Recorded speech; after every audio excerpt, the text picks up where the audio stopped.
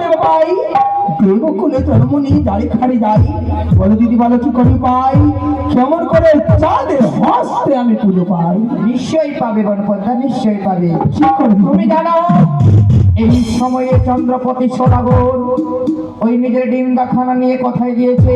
কোথায় গেছে দিদি গো? সেই না, ওই বাণিজ্যে গিয়েছে। ওই বাণিজ্যে গেছি হ্যাঁ, তাই বলে দিদি আমাকে কি করতে হবে?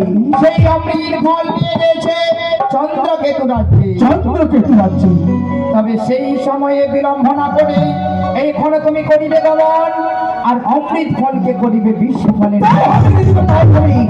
তাই দেখো মূর্খ মানে আচানকি করে মমতার পুষ্পাঞ্জলি দেবে না। এই মতে আমি ছুটে যাবো চন্দ্রকেতু রাজ্যে। ওই চন্দ্রকেতু রাজাকে আমি স্বপ্ন জানবো ওরে রাজা তোর রাজ্যে এক বাণিজ্য প্রবেশ করতে তার হস্ত রয়েছে বিস্ফোর সাথে তুমি তিলে তিলে করে শাস্তি করো না তোমার বংশকে নির্বংশ করে দেবে। তুমি এক্ষণে যাও বনপদ্মা, আর এক্ষণে যে তাকে কঠোর ভাবে শাস্তি যাবে, আর মনেই মনে তাকে স্বপ্ন জানাবে। বেশ করো দিদি, তাই করবো দিদি আমাকে আশীর্বাদ করো। ছেলে সুখী থাকো বনপদ্মা। বেশ, তাই আমি এখন করি গমন, তুমি নিজের কার্য করো সুফল। তাই করবো আর বিলম্ব করবো না। এই মতে আমি নিজের হংসকে